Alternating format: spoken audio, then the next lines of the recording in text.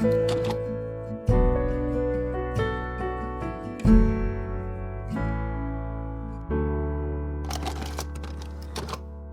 today's episode of That Was Us, we're diving into Season 3, Episode 4, Vietnam. After watching his young brother Nicky get selected in the U.S. draft lottery for the Vietnam War, Jack makes a life-altering decision to enlist himself, forever changing the course of both of their lives.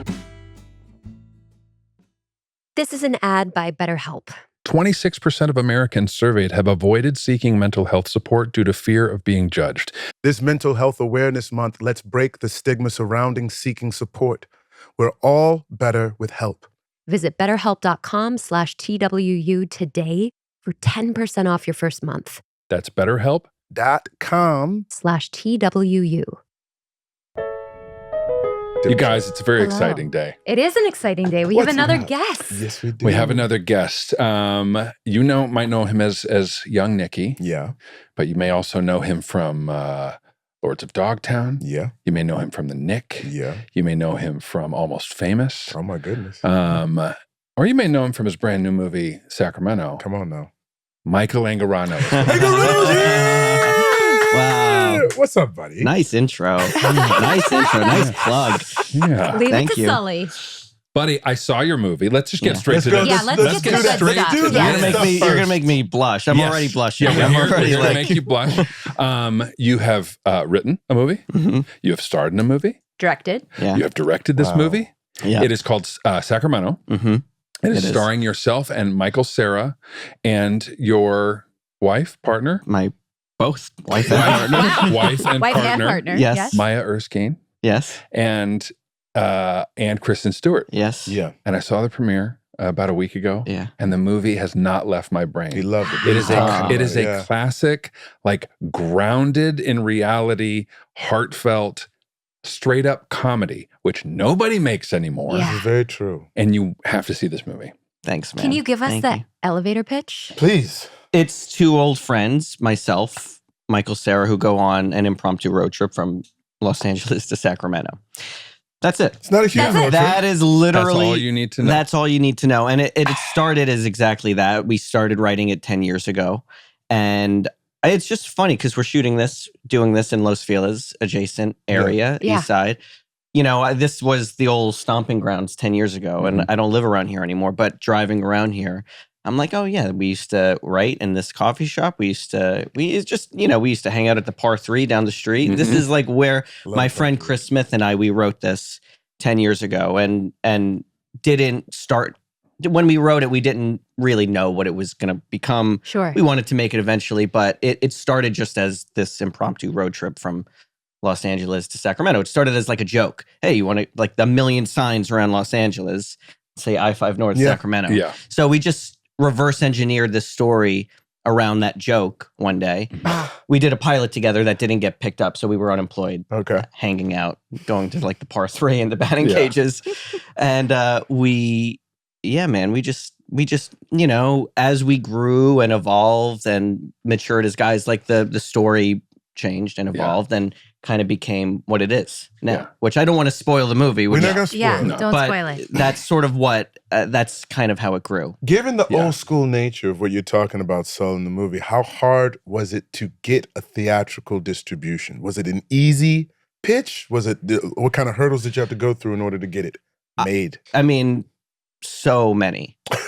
So All the many. hurdles. And I'm so happy that it's gotten a theatrical release and Yeah. a pretty significant one. I mean, it's all over the country. It's not. Wow. It was only in a couple 200 theaters, but still, it's like people in all across the country and in Yeah. Canada can go see it. So it wasn't until I think I watched our notes screening.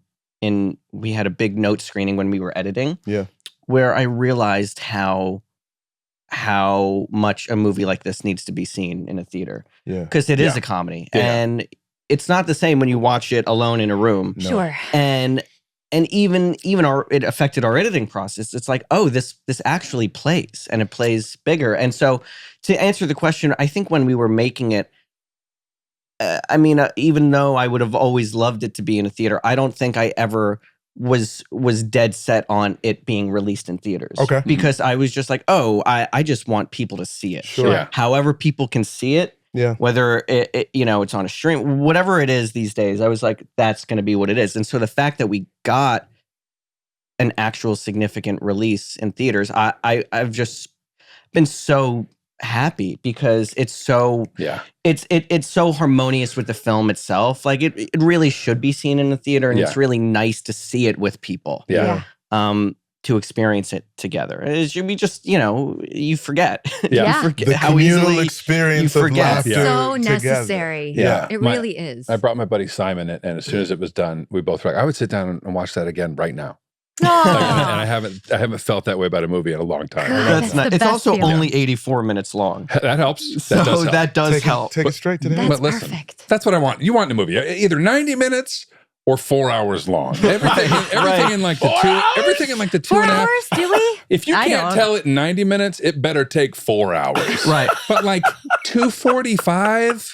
What's Yeah. 2:45? It's offensive. Right, a 4 hour, Yeah. it needs to ruin your day. Yeah, It needs yeah. to I'm not eating lunch. You need Yeah. to prove to me that it takes this long to Yes. tell a story. Exactly. Yeah, I feel the same You way need about theater. intermission. Totally. I bet. Right. This better have August Osage only. This That's better have no intermission or a dinner break. Yes. Yeah. Yeah. Last one before we get into this episode. Directing the wife, collaboration. Talk to me a little bit about that. I want to direct my wife. Oh, you Just do? in general. Tell her what to do. Is that awesome? Well, the trick is you don't. Direct. Very wise. That's part of it. Well, Yeah. but the really amazing, I've always kind of said that this film, just because it was always written with the idea of it being fun for us. Like Yeah. it was never really wrote it to make money. Oh, we're not making money, but it was always with the idea of like, if this ever stops being fun, we're gonna stop. Yeah. And for Chris and I, so it always was born around this like good energy concept. And then when we were trying to package the movie, Mike Sarah, who's I've been a friend of for 20 years at this point, and so Maya came around. Yeah. We were not together. Okay. I did not know Maya personally at all. Oh, snap. I was just a fan of her show Pen 15. Yeah. Mhm. And so I wrote her a letter asking her to, if she was interested, if she would want to attach herself to the part. And This is how you guys met? this is how we met. Stop out of here. See, a good question, Brown. I'm proud of myself. Yeah. This is how we met. And this film, we met, she said yes, which was for us, that was like a miracle because for this character, she's like, it's such an important, integral character to the story. And I've always said it. And this is what I said in my letter to her. I was like, really, the film's tone, the film's, everything about the film really hinges on this performance and this character. And so it's a small Venn diagram of like what we need from this actor to play this part. Yeah. And so the fact that she said yes was like such a win for us. And we wouldn't meet Maya and I for like months because she was doing season 2 of her show. Yeah. And so it was like a very, very small window. Her agent called mine like the day before. She's like, Maya will be available at 4 p.m. tomorrow. And I'm like, Great. I'm there. You have her Wherever. for 30 minutes. Yeah. Yes. No, literally. I was like, wherever, however, I'll bring her lunch, whatever it is. Yeah. I'll like just want to say hi and duck out. Yeah. I'll give her babies. Yeah. Yes, literally, I will start a life. And so the meeting went very well. And Very well. it went very well. And we, truthfully, like we spoke about the movie for like 7 minutes. Yeah. And we met for like, 2 hours. It was just like, and we just very much got along.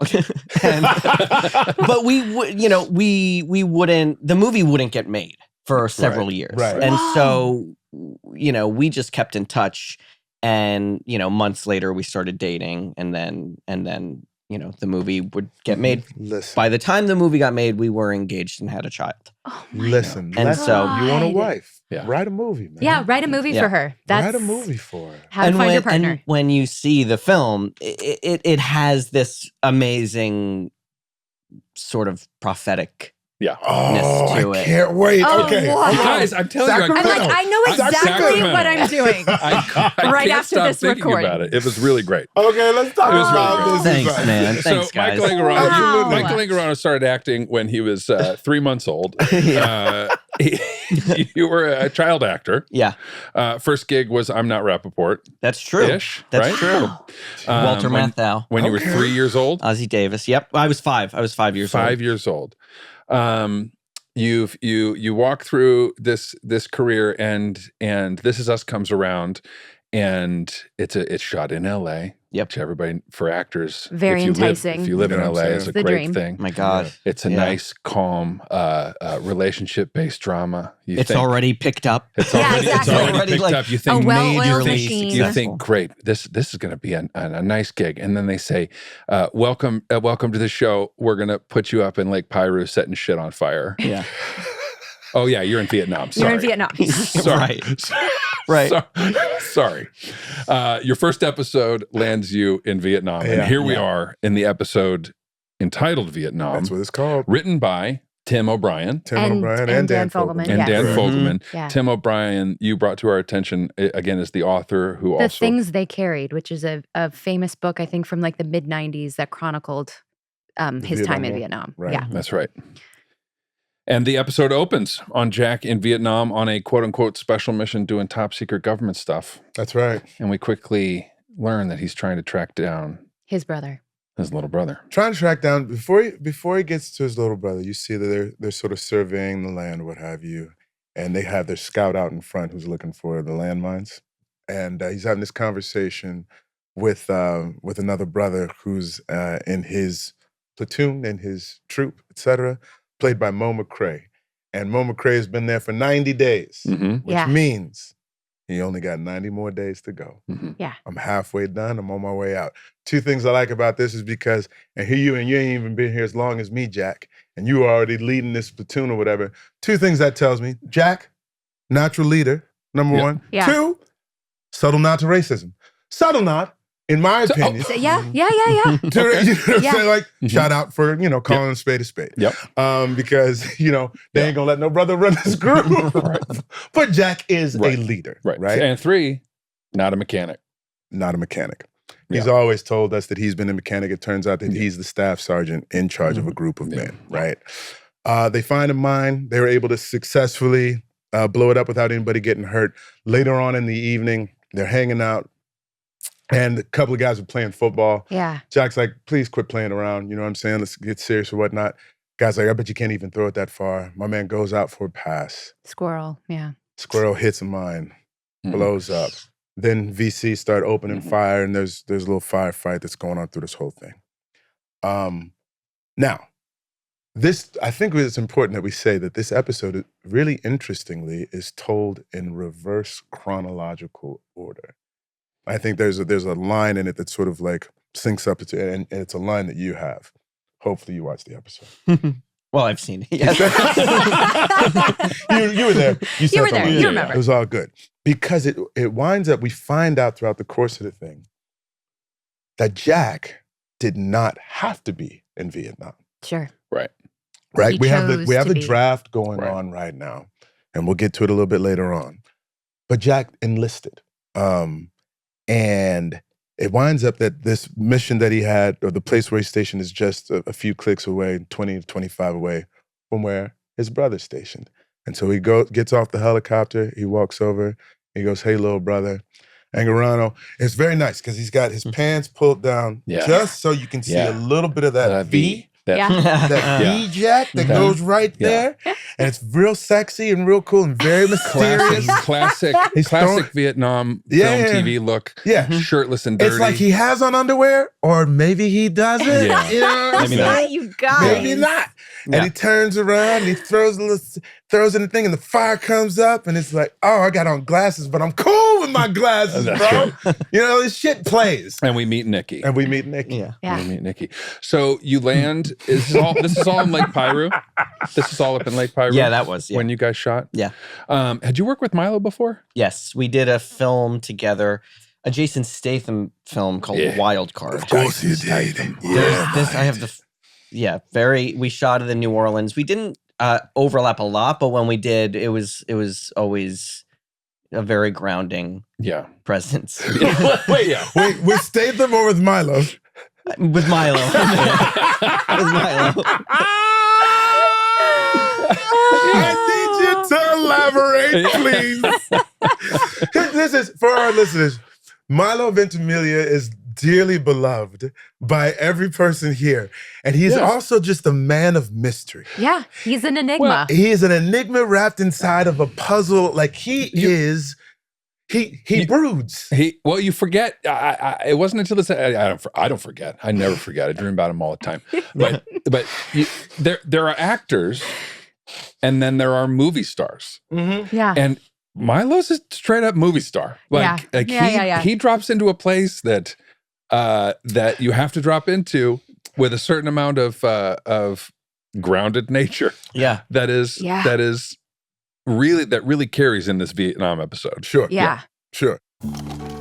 We'll be right back with more That Was Us.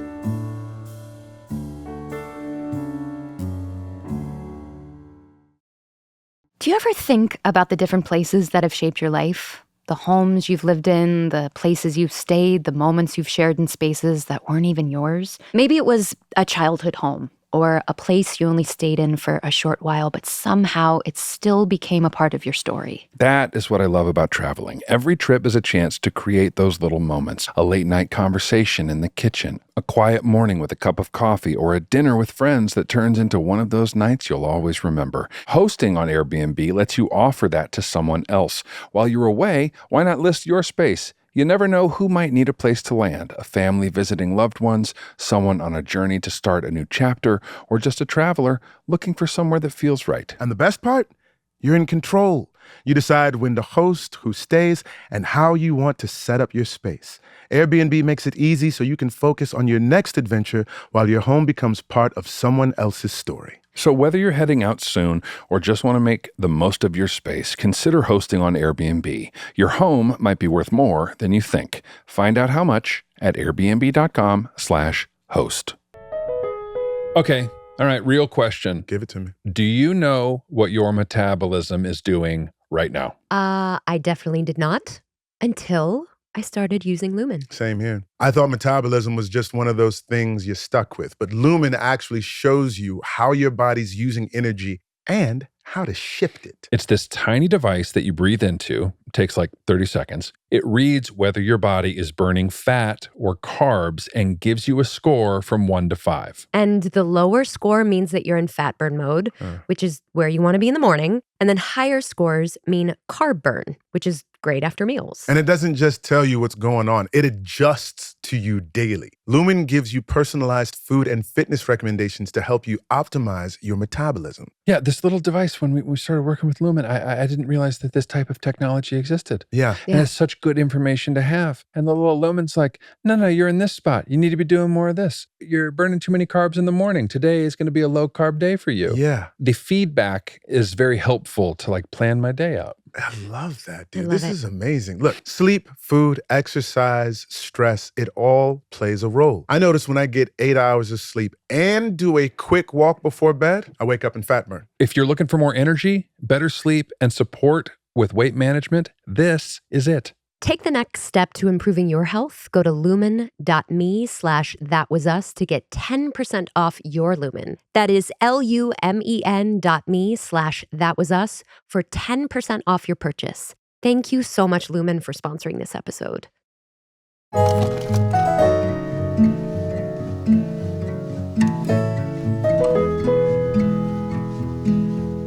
Did you guys, before you got cast, did you guys talk to each other at all before? Were you just seeing each other on set for the first time? Yeah, how did you get cast? Yeah. Just an offer? Yeah. Cool. It was one of those And where that like, consent to is 5 minutes. Yeah. I but mean, no, offer but, only. Offer but only. it was also like a wonderful surprise. Like it wasn't like things were just rolling in. And Okay. I also had just come off a show that was didn't get picked up for a third season. And so Knickerbocker. no, it was this Different other one. show called I'm Dying Up I'm Here. dying up here. Oh, okay. Not the And- stand-up comedy show. And so it was this like weird in between land where you're like, I'm not sure if this show's going to go Yeah. anymore. And like, what am I? And so my agent called me and he was like, I've never been this excited about something for you. And he was like, there's this arc on This Is Us that and I was in Atlantic City at my mother's dancing school's dance competition. Okay. Where I found out about this, and I talked to Isaac Apteker on the phone at this dance competition, and he pitched me this arc, and I was like, sounds crazy. You're gonna go to Vietnam on the show, right? And right. I mean, it's you're gonna be on This Is Us, but in Vietnam. Yeah. And it wasn't totally clear exactly. He didn't tell me everything. But he told me a lot. He basically told me the first 4 or so episodes that I was on. Yeah, gotcha. How many episodes did you end up doing? That's a great question. I think 8 or something. Yeah. 8 or 9 over the course or something of the show. like that. And so, but no, I hadn't spoken to Milo and just via text a little bit. Yeah. Okay. And then it wasn't until I showed up. Had you done any military stuff before? No. You'd done Whiskey Tango. And I'd done Whiskey Tango. I'd done Army Wives. Army Wives, and then I actually did JAG. A few different things where I had to. I've only recently had my first encounter with a military consultant on a set. Yeah, and it just seems like a lot of pressure to represent a time or a person. I didn't know if you guys had any experience with that. Have you had any? I haven't. Of that where it's this is a different level of responsibility, impersonation, for lack of a better word. On Army Wives, we would have consultants all the time. Because the main thing is you just want to get it right. To honor the people that have served the country. When they see it, you want to say okay, that looks real. Right. Yeah. You know what I mean? Tracks. That's the bottom line. Right. Yeah. Did we have that on the show? Yeah. Okay. There was this very a very brief but intensive little boot camp that they did with the soldiers, the actors who played the soldiers in the show, and as one would expect, this took place in Lake Piru, and as one would expect, Milo was leading the charge. Yeah. And actually, I was late the first day because they weren't bringing me to it. Yeah. And so it was the morning of, and I was I found out, I was I think I should go to this. Yeah. They were excluding me from it, and I kind of weaseled my way in, so I showed up late, and I forget his name, but the consultant who was running that boot camp didn't know that you weren't supposed to, but yeah, but he was also hey, you're late, sure, kind of giving me shit, don't we don't get late here. And Milo was hey, no, you're not going to give him shit right now. He fully, that's right, Jack Pearson, yeah. And I was yeah, man. This is actually a little bit because before we get past this part in the story, I have a little bit of a hot take. Oh, let's hear it. And it's a Jack Pearson hot take. Come on now. Go for it. Easy. Don't look at me that way. Yeah, I was okay, what is it? Yeah, right. Let's hear it.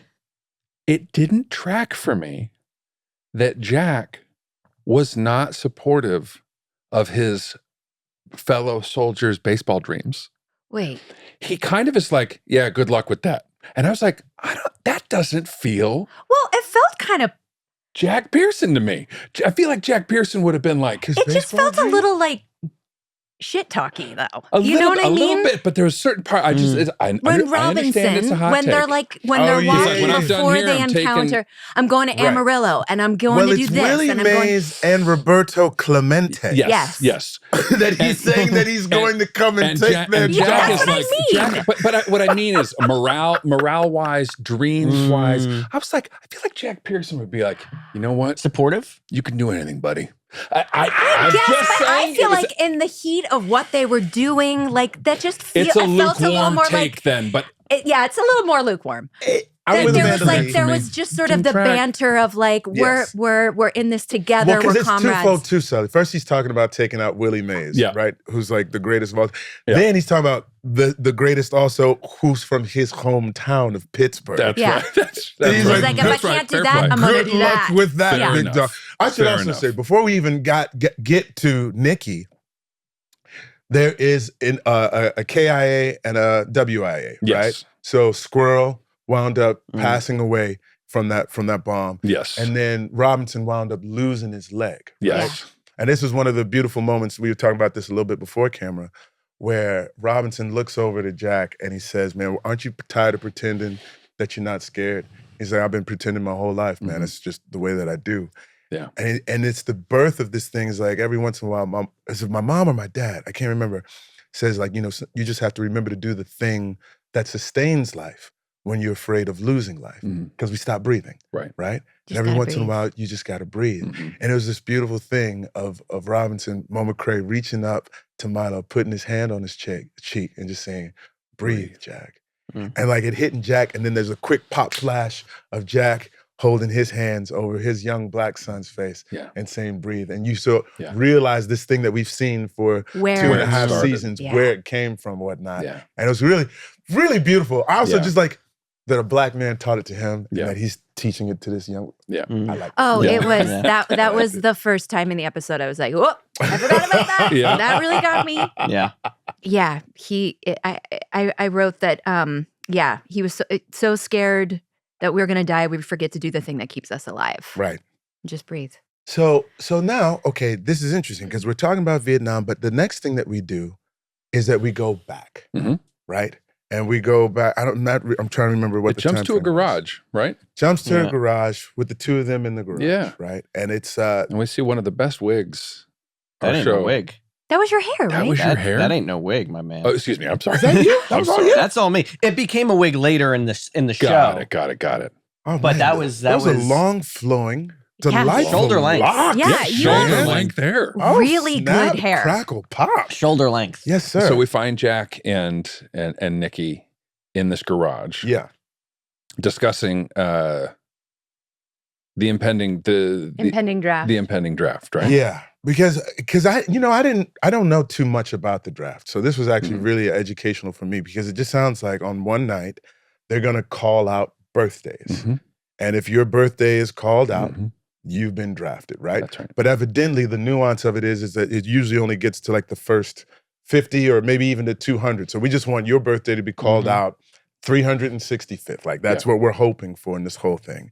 And the birthday is October 18th. Right. Yeah. Which is really interesting because this air date was October 16th. Oh, So I don't know if interesting. like how they timed it out to make it like as close as it was there. But so they're there and they're talking about it, and there's a glimpse of a Superman either before this when he walks into is it later? I don't think I get my chronology right because this Superman imagery comes back in the sort of like narrative of the show, right? The kids, the baby Nicky and Jack are the playing young. with their toys. Exactly. Right. But one of the things that really just sort of hit me and to let me know how blessed and privileged the life I've had is the opening shot of Mrs. Pearson, or whatever, is with the black eye. Yeah. Right? And it just really, like, I don't know why this is so profound to me or whatnot, because I know too many people have had to live with it. You know what I'm saying? But that was common. Or maybe not common, or whatever. Maybe it was common in Jack's house, but like, people get domestic abuse is a real thing that people live with, right? Like it's not like it just like it. You stop the presses and everything stops, and then we're gonna right this wrong and da da da. Like this woman has been living with this. Right. These children have been bearing witness to this for an extended period of time. Like, and just to see what Jack came from and the house that he wanted to create for his children. Like from that episode before, I want to have a family, have kids about as far away from anything that I've grew known. up in. Yeah. You know what I'm saying? How do these conversations work for you when you are coming in to a like this domestic abuse storyline's been going on in our show for a few episodes, for a season and a half now. And how do they catch you up to speed on? That's a good question. All the details, yeah. Or do they? I'm Or not is sure they everything really just right did. there in I'm the- not sure we really discussed a lot about the history of the family. about their mother. Mm-hmm. I don't remember any specific conversations with Isaac or Elizabeth or Dan. Or Ken even. I feel like that was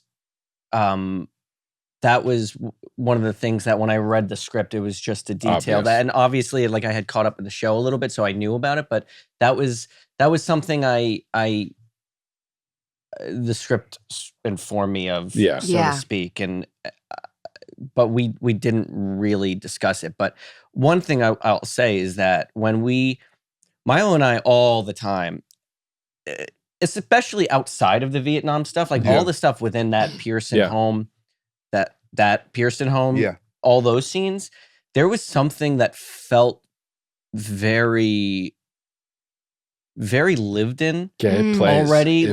It felt like it was all laid out for us, and we were just like, you know, when you're acting in something and you're like, oh, I'm kind of just like living this other parallel life. It felt like that. Wow. Like it felt, and we would look at each other sometimes and unspoken looks to each other where we would be like, This works. yeah, that's there. Yeah. That's like, that feels right. Yeah. No. And nothing ever really felt like out of, I guess rhythm is the wrong word, but it felt like nothing ever felt out of rhythm in that sense. The scene of you two getting ready to go watch the draft at a bar was one of those scenes where I was just like, this just feels, can feel this tension. Yeah. Like this decades old tension in this house. Yeah. Between and the the four history, of you, familiarity. the four of you were in this living room, and it's just like really painful just to watch you be in the room together. Yeah.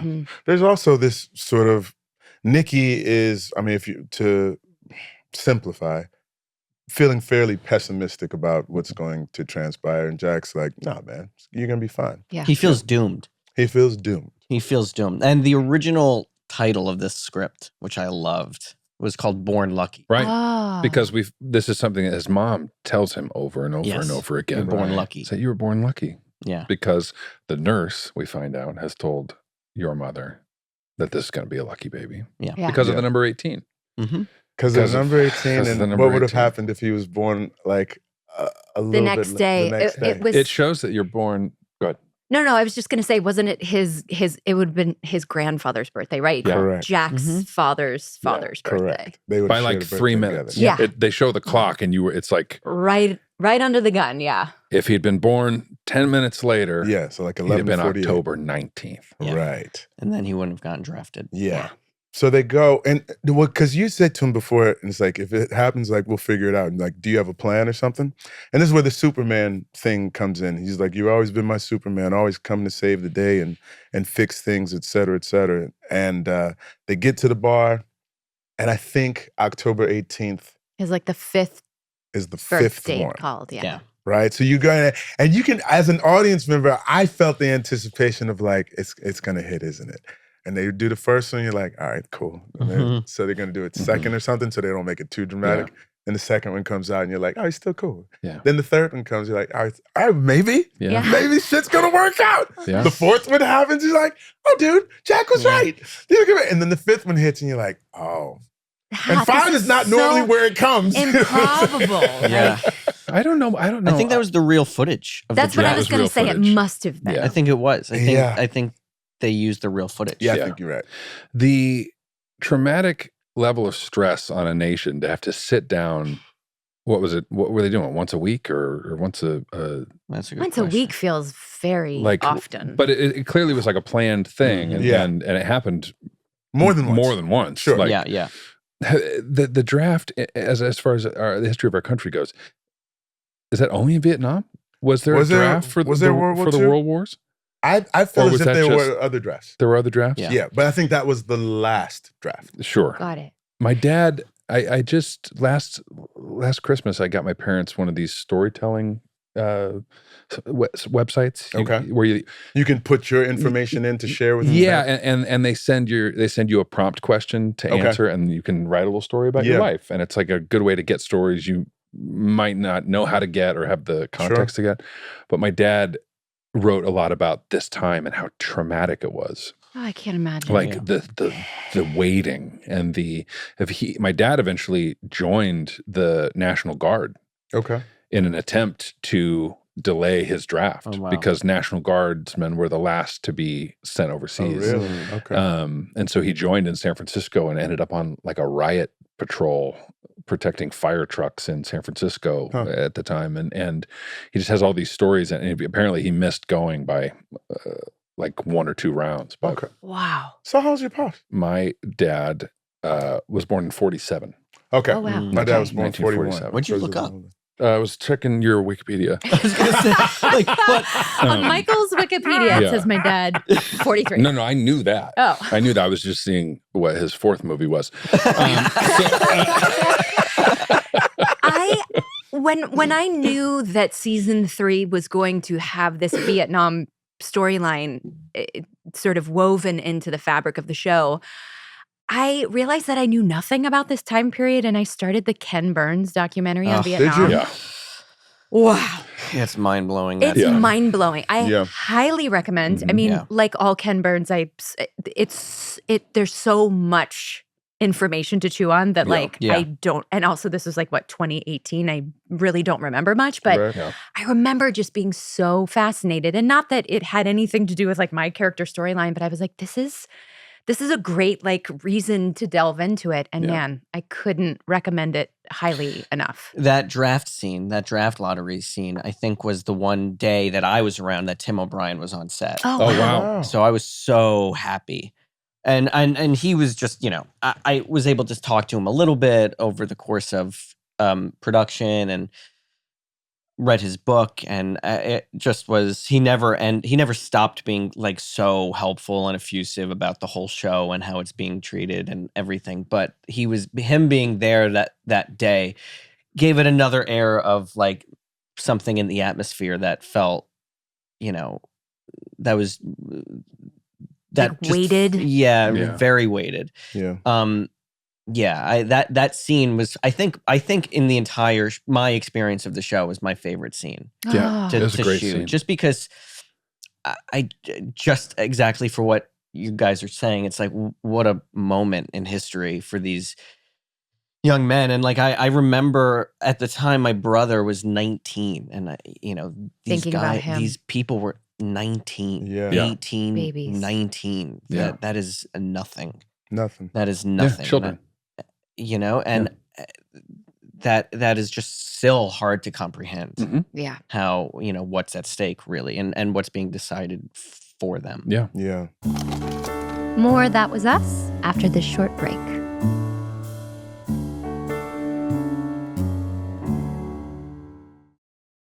You guys, sometimes life is nonstop. Sterling, you know this. Mandy, you know this. Yeah. Whether it's juggling work, family, or trying to squeeze in a walk between episodes. That's hard. And that is when having a smart, satisfying snack really matters. That is where David comes in. Come on, David. You guys, I always have one on me. I have Do one you? in my purse. I have one in sort of my travel totes. Yeah. I'm someone that lately has just forgotten to eat a meal sometimes. And so Yeah. it's like knowing that I always have my go-to protein snack with me Yes. has become essential. It's secondhand. You introduced us to David because I you love David. Love. They're my favorite protein and, bars. And since we started working with them, they sent us a bunch. And I literally have not walked out my front door Without one. in the last 3 months. I love It's the it. perfect little treat, I have to tell you. I crave them now. Favorite flavor?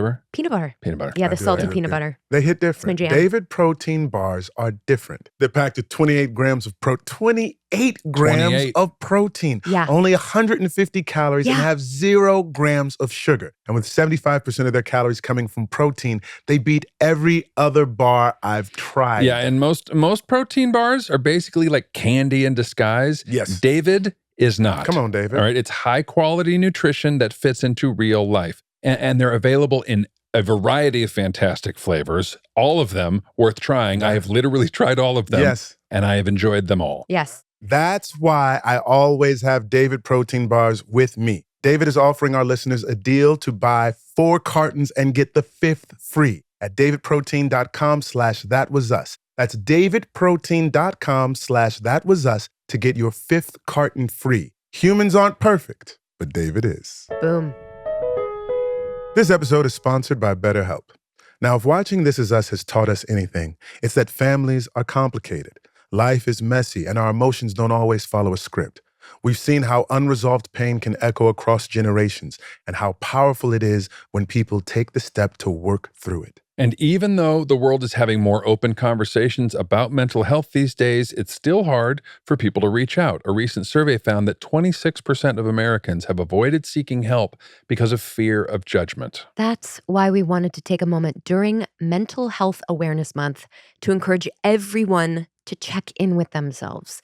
Therapy isn't just for major trauma. It's for anyone who wants to feel more grounded, build stronger relationships, or just be a better version of themselves. I think we've all talked about our therapeutic Yes. experiences on this podcast. Yeah. It is important to talk about things. Yes. And it is extra important if it's heavy stuff to consult a professional Yeah. who Sure. knows how to hold space, who knows how to give you the safe opportunity to work things through. Yeah, to unburden yourself. I am recently back in therapy after a Okay. couple of years of taking some time off, and Yeah. it is just such a relief. Mhm. And I always say this to myself, like, why did it take having a major trauma to find myself back into therapy? Because Yeah. I find most often the times that sort of like are the most helpful are my therapy sessions when I don't go in with anything specific to talk Right, about. right. Those are sort of the biggest Yeah. revelations. It's almost like maintenance, right? You bring in the car every Yeah. three or 4 months, you know what I'm saying? Just to Correct. get Yeah. a tune up. Like every once in a while, we need a little tune up. Little mental tune-up, There you go. There you go. emotional tune-up.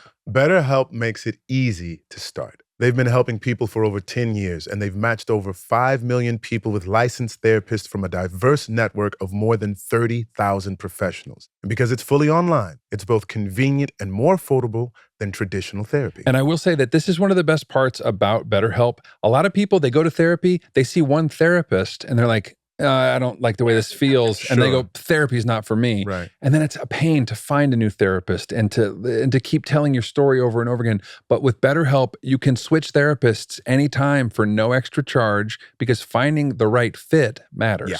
We are all better with help.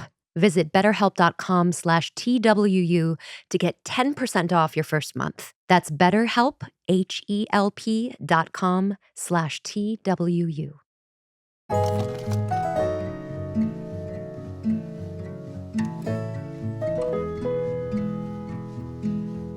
I was just going to keep going with the next thing that happened in the episode Yeah. is you guys go home and your dad rolls up on you and he sort of puts his hands on your shoulders and he says, "Make me proud, son." Right? And it sort of hits you for the first time too, in a small way, that like maybe Nicky's relationship to his dad may be slightly different than Jack's relationship to his dad. Mhm. Because I don't ever think I would see Jack's dad roll up on him in any situation No. and say anything just, like, the- remotely Yeah. positive. Yeah, and even the physical touch. Touching. Yeah. Mhm. Like the fact Felt that I foreign, don't think like- we ever saw his dad Right. touch Jack. Right. No. Mhm. You know what I'm Yeah. saying? And maybe that's because he's the youngest or whatnot, but there's That is an interesting thing to point out for yeah, sure. that's something that I felt like very palpably in that moment. But they sort of already come up with like, look, I know a guy In Canada. in Canada. We'll All we cross got the to do is border. get across the border. You'll be fine. And he's like, you can see Nicky's just like, I got to do something, I guess. Because at that point in time, and understandably so, in his mind, the equation is this means I'm going to die. Right. Yeah. Like that was Being the drafted sort of equals clear, death. you know what I'm saying? Like people aren't talking about, oh, well, Doomed. I'll go do Yeah. a few tours and then I get to serve my, no, like you don't know what's going to happen here. Yeah. This could be a death sentence, Yeah. right? One of the ways that him and Jack are so different, because I feel like if Jack were drafted, Right. he wouldn't have that mindset. He's Probably. not. He doesn't think of it as a death sentence. Yeah. Nicky, for whatever reason, is cut from a different cloth, so to speak. And Yeah. that, like, no, I'm not going to make it. Yeah. Yeah. He's either smart enough. It's like my younger brother when he went on like one audition once and was like thinking about being an actor when he was very young, and then Yeah. he went on one audition. He was like, "No, I'm never doing that again. Yeah. Why would I do that again?" That's- Yeah. Like I think That was painful. Nicky looks at that realistically and is like, "I'm not coming out of that. Right. Yeah. Yeah. I'm not." Yeah. And maybe it's Jack's own ignorance, confidence, how he's built Sure. versus how Nicky's built. But he's like, Confidence, "No, yeah. I'm. That's not happening. That's not my fate. Yeah. If I go, I'm not coming back." Yeah. Right. And they make it all the way up, and they're staying in the motel overnight. And they say the Right. next morning we'll get you across the border. Yeah. But when Jack wakes up, Nicky is gone, He's gone. He's written him a note. and there's a note. Yeah. Jack, thanks for always taking care of me. but it's my turn to save the day now. Love you, CK. Nice. He says CK. He says says CK, CK, referencing Clark Kent. Yeah. Referencing Clark Kent. And so it's almost as if Nicky said, I got to stop having other people sort of come to the rescue for me. And maybe specifically Big Brother. and his specifically whole life. him, right? But what does Jack do? So the next flashback, right, is him going to the doctor. Is that correct? I'm gonna make sure. He goes to the doctor, get a physical or whatnot. He's in good health because he's Milo, you know. Yeah. And also, I just love seeing, was it a tidy whitey shot? Yeah. Oh, yeah. High rise. Can you guys, just real quick pause. There was a time in the history of this country where as a young man, Yes. the only underwear that were available to you Yeah. were tight, hugging, stark white underwear. Yeah. With that navy blue and gold stripe You know what around I'm the. saying? Let me tell you. around the- Let me tell you. I'm gonna be honest here. Yeah. My mom had me start doing my laundry when I was 9 or 10 because she's like, I'm not doing this anymore, bro. Yeah. Well, Why is she not doing this anymore? Streak marks, bro. Streak marks. Wow. Thank you for being honest. We're really getting Thank you for Yeah. being Getting so honest. much. Yeah. Marks were real. When I woke up this morning and I was like, when we get into this Vietnam episode, We're definitely going to People talk weren't about streak expecting marks. this. we better, Sterling better Let be me- honest Listen, about the streak we're marks always on. On in his his underwear. childhood Listen, underwear. people depend on us for unadulterated honesty. And I Where wanna else say- are they going to get it? Let me tell you something. As soon as colored underwear became available, child, please. You procured Yeah. some. all day. Yeah. Deep blues. Deep blues. Deep blues. mahogany. Mahogany. Whatever it took. Mahogany. Also, To cover the Excuse me. tracks. also, I got older and became more thorough. Sure. Excuse Yeah, me. yeah, yeah. Good store manager. Where do you keep your mahogany briefs? Brief. They would have a white band still. let me ask, Yeah. as long as I we're can't. being honest, Please. have you carried on the tidy? Heck no. Whitey. The No. boxer brief is exclusive. Yeah. Because if we're going to go there. I did go with boxers for a while. Yeah. And then I would wear my boxers so long, guys, like I was still growing, Yes. that my thighs would start to get big. Yeah. I would cut the No, side. stop it, You got Sterling. Incredible Hulk'em. Mandy Moore, so I Yeah, had like jean loin shorts. cloth. Like jean shorts. Brown rocked loin Just a cloth. flap in the front and a flap in the back. That's all I needed. Coverage. Yeah. I just Yeah, needed yeah, coverage. But then Just because, another layer. because I also have strong thighs, Yes. didn't like the chafe. Yeah. Well, yeah, because you have loose fabric. Guys, no Sure. fat, nothing to protect in between. Yeah. So when the boxer brief came, it was like, why didn't we not think of this Revolutionary. all along? Yeah. You have coverage. My thighs aren't touching Yeah. anymore. And their colors, child, please. Yeah. Mm. And the great. color. Yeah. This was Okay. very informative. So here's Listen, another. MeUndies, if you're listening, Yeah. we're here. We're here for you. Me We're here. Wonderful addendum. Yeah. Here's another one for you. So we find out in this physical that Jack has a slightly irregular heart, An arrhythmia, an right? arrhythmia, right? Yeah. And so it doesn't cause anything necessarily, but it's a reason for him not to get drafted. So Right. he was sort of exempt from it. Right.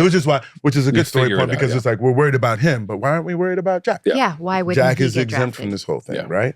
But he can choose to enlist, which is, I'm sort of confused on that because sometimes things keep you, like eyesight wise, Yeah. if you want to be a pilot, you can't do it Right. Mhm. because of a certain thing. But evidently he can enlist, but he can't be drafted. I don't know if that's a story point thing Right. or whatnot, but it was Well, they're essentially, he's talking to this doctor about how to get around it. it's how to get around it. Do 100 that's- push-ups that's before right. you go in, Yeah. and then just say you're kind of nervous about it. There are a lot of people That's right. who felt Right. an obligation and a duty who Weren't able to. and, Yeah. and tried to figure out ways to get around it. And he talks about to his doctor in this story, he's like, he's my little brother, doc. Like, my only job is to take care of him. Yeah. I need to be where he is. I need to be where he is. He's not doing well. He sent this letter back saying, is that at that point? Yeah. Yeah, he sent Yeah. this letter, said he's, gotten something 15. You guys know Article what I'm talking 15? about. Article 15 or whatnot. So Yeah. like Nicky's just having mental problems. He's not just locked into this whole thing. Maybe he's causing harm to folks around him Yeah. or to himself. I got to go be there Yeah. with him. Now, here's the actual side note. Legit. I have something called a PVC, or we'll just call like a preventricular contraction, which means every once in a while, I have an irregular heartbeat. Hmm. Found out when I went to the gym or whatnot, right before Army Wives, And I used to go real hard. I would try to burn 1,200 calories in an hour. Okay. What? So I would run. That's a lot. I Yeah. would That's a run. lot. Why? I would, Yeah. Why? Because I was that dude. What were you eating? Yeah. I was that dude. A lot. I mean, have you guys not seen Paradise? I know. Episode 3 in the episode shower. I was that Yeah. dude. But like, and so 1,200. I don't know if I had drank enough water. So this is The answer is you didn't. Yeah. okay. Yeah. So I go to the drinking fountain Yes. and I bend over to have a sip and I get a little spotty. Sure. Yeah. Sure. And so I was fine. I took my drink and then I sat against the wall. And then I started to slide down the wall. Mm-hmm. And I just sat on the floor Mm-hmm. of the 24-hour fitness. Yes. For Now, if you've ever 17 of the 24 hours. If you've ever been to 24-hour fitness, You don't want to sit on the No. floor. don't want to sit on the floor. No, because they're open 24 hours. And so basically, I'm sitting on the There's floor. no time to clean. I'm sitting on the floor just like this, and people are walking by like, "How you doing, man?" I'm like, "I'm great, bro. Thanks for asking." How many calories you burn? You know what Yeah. I'm saying? And then they're like, "Are you okay?" I'm like, "I'm trying." And I was like, I just know I need to sit here for a minute. So anyway, We're lay. Can you bring me a long granola? did you Can you sit bring on the me a floor? granola bar? well, they might called an ambulance because Oh. evidently they were like, "You're not supposed to." He's be been there for sitting on the 45 floor." minutes. Right. Yeah. And I was totally fine. They IV'd me, et cetera, but I wound up finding out that I had this thing. And I've had it, Yeah. and it's never been a problem. So you Yeah. didn't try to burn 1,200 calories You ever still again? do. now it's around 900. Still That's around a lot. Now he knows Sterling. how he No, just I punches can himself burn- in the chest No, a couple of times. so to get you it back speak on to track. this. Because we're heavier, whatever exertion we do will burn more calories. I see. You understand what I'm saying? So like if I weighed less and I did the same thing, I'd burn not as much. But because I appreciate that you included me in your fitness I'm- category. That was very kind of I'm you. saying that to say because people could be surprised how many calories we can burn because Yes. we're You bigger. wouldn't believe the amount of calories I can eat. Burn. Burn. So anyway, that was the quick tangent. Yeah. Goodness. Because when I just to work out with a trainer, Yeah. we aim for like 400, 500. Yeah. But even that like Really? it That's pushing feels like a Listen, lot. Here's the thing. Well, I am curious. This is a full-on Go ahead, tangent go at ahead, this do point. it, do it. Because, okay, so when Maya was doing Mr. and Mrs. Smith, she was training for the Yeah. show, and she started training with this like trainer, and I started training with them too. Okay. And they were great. They were like, they would really work you. But I've gone to the gym, I've worked out, I've played, sports my Yeah. whole life. However, when I would work out with these people, I would always be like, I'm either gonna shit my pants, Yeah, throw up, or pass out. sure. And I don't want to feel that every day. No, you don't. No. And so it is the feeling of being like, I finding that like I want to be pushed, obviously, Yes. but I don't want to like kill myself The trick unless I'm like is- really starting Yeah. to. I'll explain it to you. The trick is I try to do that to myself so that no one can do it to me more than I do it to me. Mhm. That's it. Right. I don't have that kind of discipline. Mandy Moore, you climb mountains. You better. Yeah, but I Yeah, and don't also know. I'm you not. you've given birth. You know what I'm saying? Tree time. Sure. Treat time. But that kind of physical exertion, like that Yeah. you're making that choice, just doesn't appeal to me. I I'm don't like, know. I'll walk slowly on an incline on a treadmill. That feels good. Which is great. Zone 2 I do cardio that is the too. best. Yeah. Hey, let me tell you. Zone 2 I will cardio. go. Wait, 12 incline, That's zone 2 30 cardio. minutes. It's I the will best. go. It so is. I love mine, the Peloton. No, Shout no, out. zone. Shout out Shout to out Peloton. Peloton Tread. What the zone Shout is. This out. is like zone Goes up 6. to 15. Oh, I know. Right, and you can I can walk because I have a long gait, right? And my wife teases me about this. Like I can Sully, walk. you know about long gait. I do, in fact. I can Yes, walk you do. normally at about like a 4.4, right? Comfortable walk. Fairly comfortably. That's a quick walk for me. That's a quick. It is Fairly a quick walk. comfortably. And my wife, when we go walking, I have to like That's when I walk backwards. her little feet I are walk like backwards at a this. 4.4. I have a Yeah. longer gait You have a as longer well. gait, yeah. My husband's always like, slow down. I'm So like, we you're can walk walking together. too slow. Yeah. I could keep up with you. You can keep up. Yeah. It's okay. 4.4 feels like Yeah. a good It's speed. like I can walk. The highest speed is about a 5.5. I can walk, That's a jog. but I can do it for like a minute. Okay. For like a Yeah, minute. that's, But why that's do more You of get a, that why, speed why do walking. that? Why Yeah, do get that? that. I'll do the hip Get start. this motion The going. wall walker. Ooh. Let's talk more about the show. I just got to look from time to be like, you guys We're going to almost keep at going the end. with We're this? almost at the Listen, end. this is what people want from this podcast. One of These are they really figured hot out takes. Zone two cardio is where they want to be. It is. Yeah. We are at the Zone 2 cardio equivalent of talking about this. Yeah, that's right. That's right. I've literally just got a little hot just talking about Zone 2 cardio. Oh my So I think I'm at Zone 1.5 gosh. right now. One of the last things in the flashback that we see that was one of the more powerful images for me in this episode was in the flashback after Nicky is born. Yeah. Young Jack and Stanley are standing at the window looking at all of these babies. Yeah. And Stanley is telling little Jack, now remember, big brothers look out for their little brothers. That's right. It's their only job. It's the only thing that matters, Mm. which is maybe the greatest thing his dad has said to him. He even says, like, he's like, and all these guys had the same birthday as your little brother. And it almost felt like, if you guys know All My Sons by Arthur Miller, it's like, it kind of felt like they're That's all my right. sons. You can see Jack saying like, oh, I got to go to this war, not just from this dude. Right. For I gotta go all back. of that. But also, 18 years from now, every single baby in this It's gonna room, be in Every war. little boy. if he yeah. is is So powerful. going It to is be really powerful. good. Yeah, they're good writers. really good They writers. nail it. They are. They definitely do. Before we get to that one, though, there's the line that I love that Nicky has, and it sort of Well, explaining. it'll be this- after we get to it because we just got to it. I'm just no, but let's go. Let's go back to it. Let's get back to if it. I miss, No! I'm kidding. Go. What did I miss? What did I miss? Structurally, I think they're driving to Canada or to the border or whatnot. Yes. And Nicky says, it's weird how we look at our lives. Like, what's next? What happens next? Always moving forward. I wonder if things would make more sense if you looked at everything in reverse. If you started at the end and moved backwards, trying to figure out how you got there, right? Which is what the episode does. Which is what the episode Which is what our does. show does. Yeah. Yeah. True. Absolutely. So, because one of the next things we see is when we go back again, before we get to the birthday, right, is them playing football with each other, which is an echo to the boys throwing the football in the future of the episode. And you see that Nicky, my God, I was like, you can't catch a damn thing. He's guy. absolutely terrible. And busts his glasses right in the face or whatever. And you see Jack sort of saying like, I'll take care of you, man. Yeah. He's like, you're tougher than you think. And he's like, you're like Superman. And Superman wears glasses. He goes, no, he doesn't. He goes, he's just a tough guy in disguise, right? Yeah. Clark Kent wears them. And one day, folks will see just how tough you really are, right?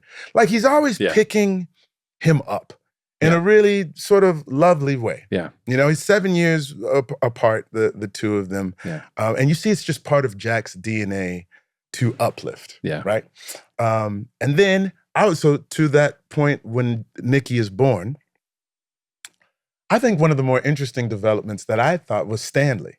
And who Stanley was as a dad. Yeah. And how at he's that evolved. point. Yeah. And how he changed, because his dad comes in, one of my favorite character actors of all time, Michael Ironside. You know what I'm saying? Is he Jester? Who is he? Merlin in Top Gun? He's one of those two. Something like that. But he comes in and you see he's just grizzled. Yep. Burly, he gets there a little Depression late. era dad. Depression era dad. And you see Stanley sort of bright-eyed, and he's about to have his second kid and so excited. And his dad offers him a drink. He goes, come on, Dad, I don't drink. Yeah. And we're like, Wow. we start this episode seeing his wife's black eye, Yeah. And it's like, what happens?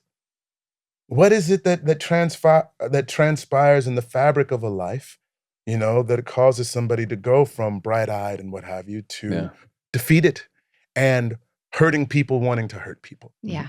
There's an omniscience, in our show that demonstrates the there's an, I don't know where the adage comes from, but the idea that if you knew anyone's story, there's nobody you can't forgive. Right. There's nothing you can't forgive. Yeah. Because we all start as these little babies being born, all lucky to be born. And then things unfold differently for all of us. Yeah. That's most of that episode. I think we got it. Yeah. And we were able to fit in some fun discussions about Streaks and underwear. Streaks. Yeah. Zone 2. Go see Sacramento. When this episode drops, I'm not sure Will it still If be in it the will theaters? still be in theaters. If not, where can people find it? It'll be on Hulu in a couple. But when is it in theaters now? It's in theaters now. Yeah. So please, if you're watching right now, go see Sacramento. It's in theaters now, starring Michael Angarano, Michael Cera, Maya Erskine, and Kristen Stewart. It's one of the best movies I've seen in a long time. Yeah. Thanks, man. Thank you for being on the podcast. Thank you for Thanks having for me. coming and making the time. It's so good to see you. Great to And see hopefully you guys. come back and talk to us again. I love that. Yeah. Maybe we'll get you and Griffin in here at the same time. Oh, that'd That'd be be nice. cool. Yeah. Dueling Nickies. Yeah. I like that. And we do have a fan segment today. Let's do so it. Yes. will you stick around and do that with us Yeah. for a couple minutes? Let's Great. We'll see you in a sec.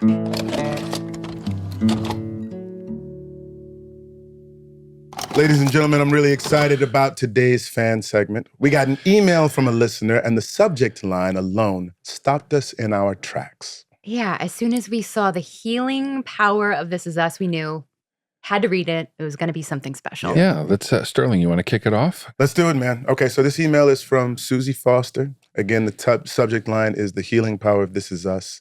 And it starts, Mandy, Sterling, and Chris. First, I want to thank you for creating the podcast.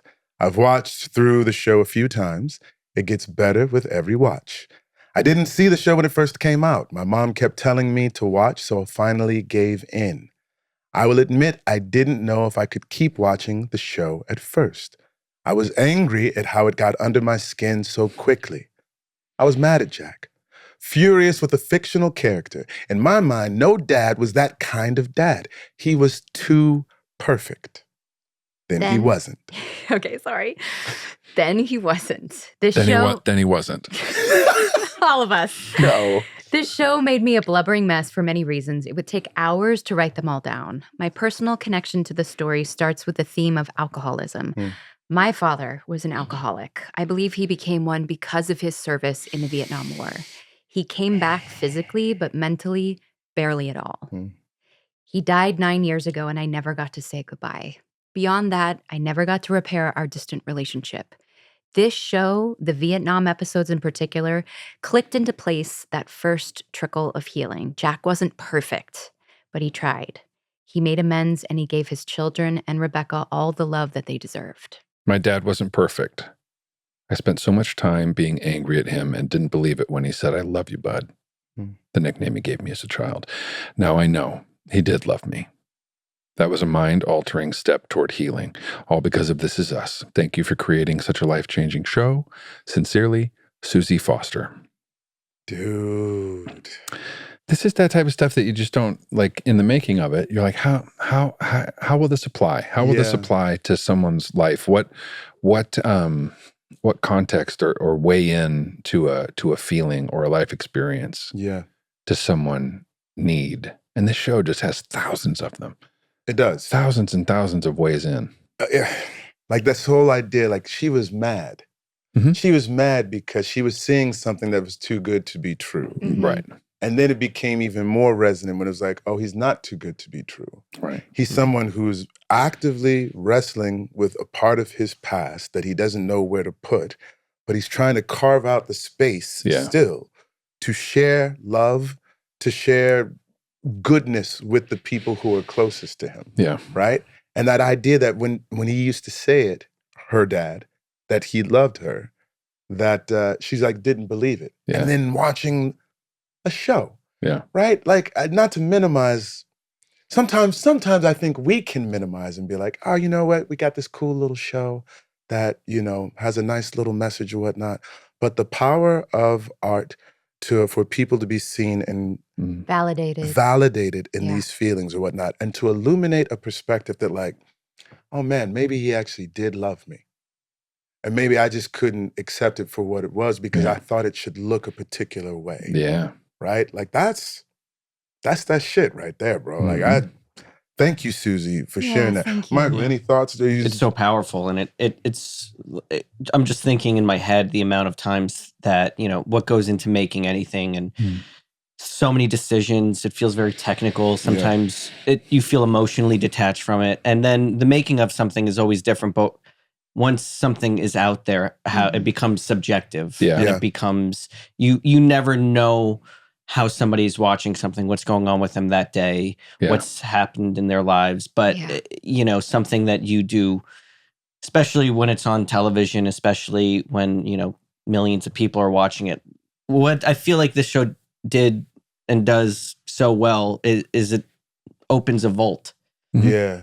And that vault, it allows people to access and think about things that, are really personal, and it allows them to, be affected by something. And it's amazing how, the vault that this show unlocked in that, and how, intimately it affected so many people. It's funny, we often talk about like the specificity of this family and these stories. Like it feels so hard to think that like there would be universal in the specificity, but there is, And I also think like the connection that people are finding in this particular storyline with the Vietnam connection and how often maybe men of that generation were not willing to sort of open themselves up in the way that Jack also kept that part of his life very secretive. There is something probably cathartic about seeing that story portrayed on screen as well. It's so far away from us. Yeah. Right. It's so the idea of that time and that war and that place and the way that people lived and the things that they went through is so far away that it's oftentimes hard to come to a place of compassion or understanding or forgiveness. Yeah. And to have these little moments where that person, Jack, looks like my dad in this scenario. Giving you permission to unlock that little piece of you. Yeah. And to wonder if any of this applies to your story and to reframe it in a compassionate, understanding way is an incredible opportunity. And just to give him a nice shout out and credit, like because again I kind of caught up with the show once I got it, but I remember watching the scene with you and Milo, and I remember thinking how great you guys are, and there was just this moment that he had where when he's telling you he's drunk, and he says, "I'm drunk right now," and I'm like, wow, that is what made it so powerful to me is that he didn't seem it, and that's true. Anybody who knows people who are functioning alcoholics or drug addicts or anything, it's like, he's covering not playing. it so He played well. it. It was just so tastefully and well done. Yeah, I thought in that moment. I just love, just to go back to this letter, just that specific moment of have somebody who is really struggling with that, and it's not always apparent. Keeping something from you, and he did it so well. Yeah. Amen. Incredible. Susie, thank you. Susie. Thank you, Susie. Thank you to young Nicky Pearson. Michael Angarano for joining us. Thanks, guys. And will you look into that camera and say that was us? That was us. That Was Us is filmed at Rabbit Grin Studios and produced by Rabbit Grin Productions. Music by Taylor Goldsmith and Griffin Goldsmith. Da-da-da-dum, da-da-dum. That was us.